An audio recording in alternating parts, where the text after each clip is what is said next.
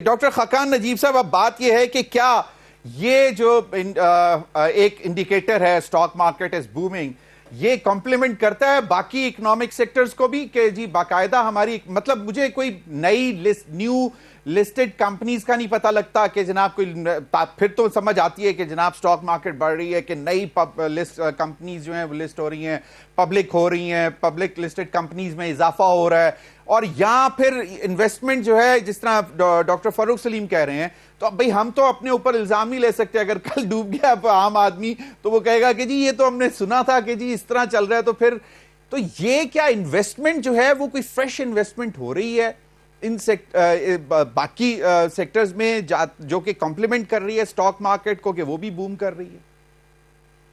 So let's first try and understand कि stock market में हुआ क्या है।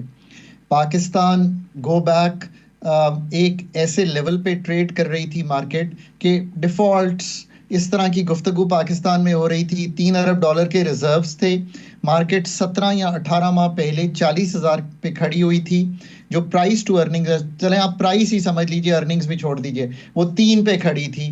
पाकिस्तान स्टॉक मार्केट एवरेज 7 से 10 के पीई पे ट्रेड करती रही है।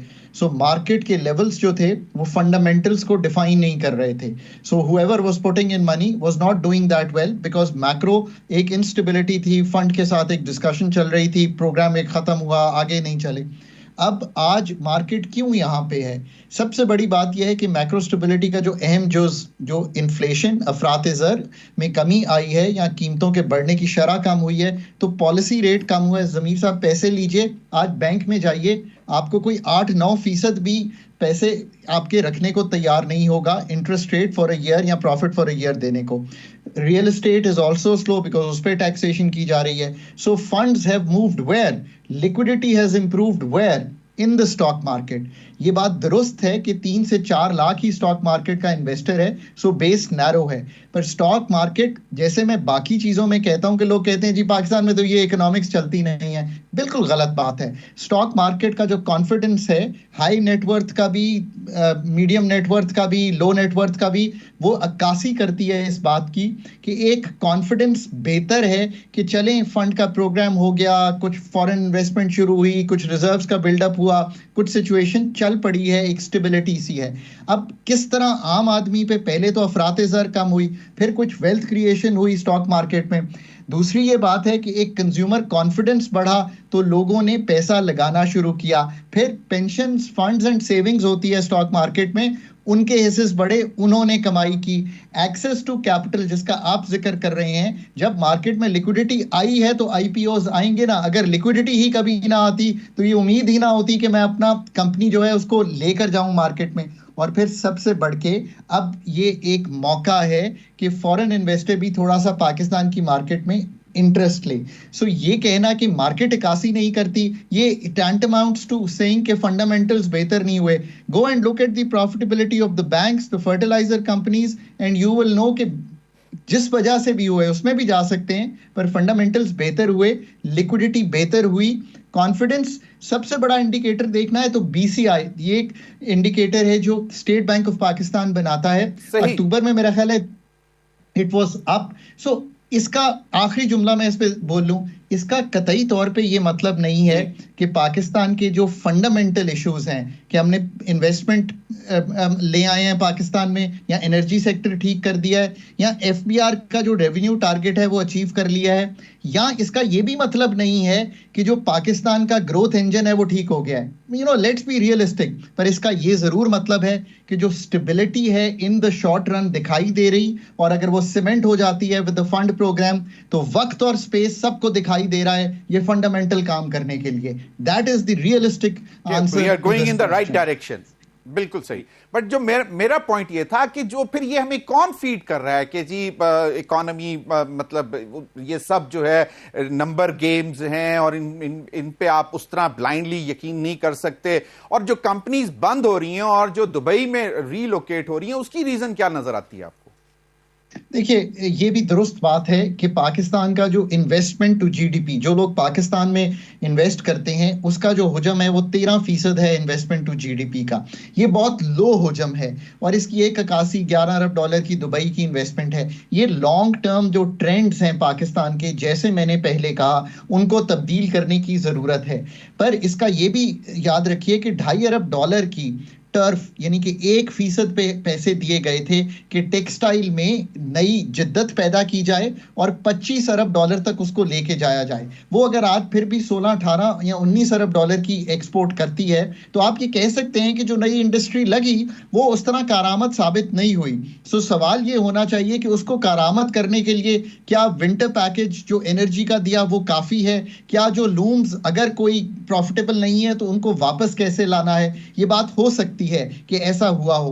But on the other hand ये बात भी दुरुस्त है कि थोड़ी रमक हमें लार्ज स्केल मैन्युफैक्चरिंग में, गाड़ियों की बहुत नीचे चली गई थी सेल, वो थोड़ी सी रमक दिखाई दी है। तो क्या प्लांट्स 100% पे ऑपरेट कर रहे हैं? नहीं कर रहे, उनको वापस लाना है।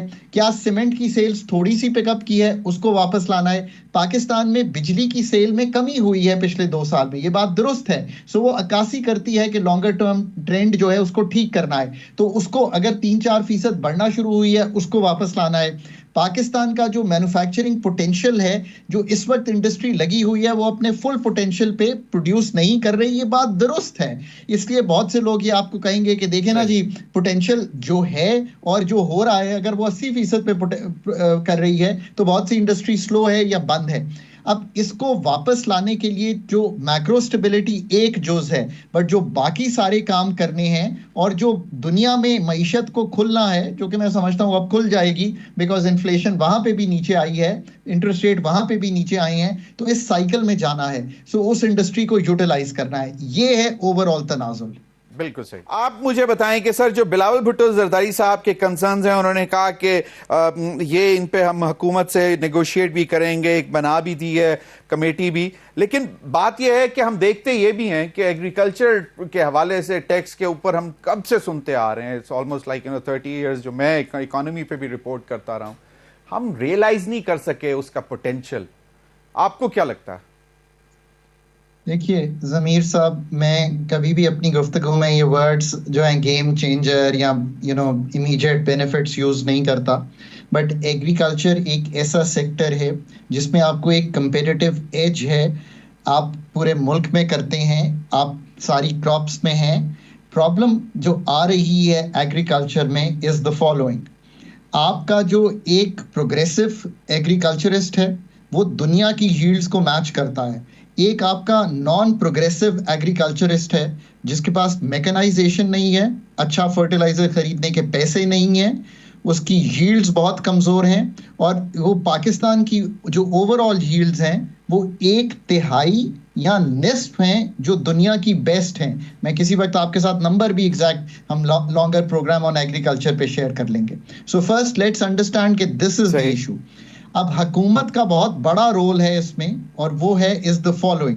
पहले तो ये बाकी क्रॉप्स की सेटिंग ऑफ प्राइसेस, इनकी मैनेजमेंट, स्ट्रेटेजिक रिजर्व्स के अलावा निकल जाए, बट इससे बहुत आगे का रोल है। What is Pakistan agriculture research council, national agriculture research council, मुतअद्दिद अदारे जो आपने बनाए, एग्री यूनिवर्सिटीज, उन्होंने इस यील्ड को बढ़ाने में क्या किरदार अदा किया?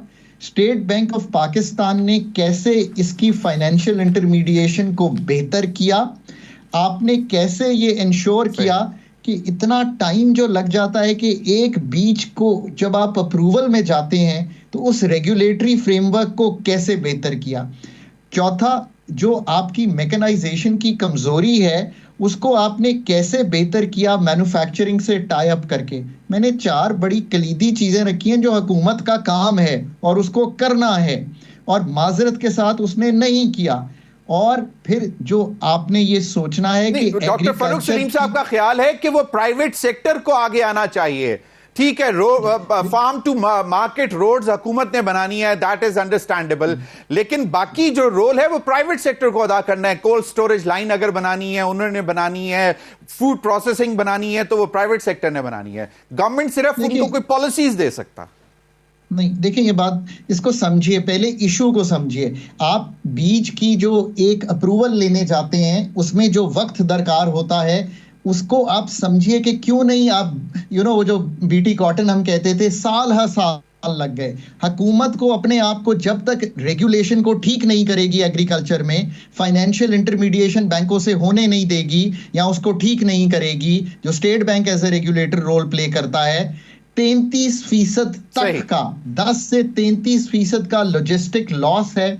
जब फार्म से चलती है चीज और पहुंचती है कहां पे, मार्केट में या एक्सपोर्ट होने में, उसको ठीक नहीं करेगी। एक आखिरी बात एक्सपोर्ट करूं होने में, कि सही। एग्रीकल्चर से सही। रिलेटेड एक जी। बहुत बड़ी इकोनॉमी है जिसको ब्लू इकोनॉमी कहते हैं, जो पाकिस्तान का 1000 किलोमीटर, जो मतलब आप सारा जो हमारा सी फूड है जिसको हम ट्रांसफॉर्म नहीं कर पाते, ये सारे काम। अब एक आखिरी फिगर रखता हूं कि क्यों हुकूमत इसमें फंसी। 28 अदारे हैं जो फेडरल, प्रोविंशियल और लोकल लेवल पर इसमें इन्वॉल्व हैं, उनको निकालिए सही। सही। ताकि आप सही। रूम क्रिएट कर बिल्कुल सकें। सही।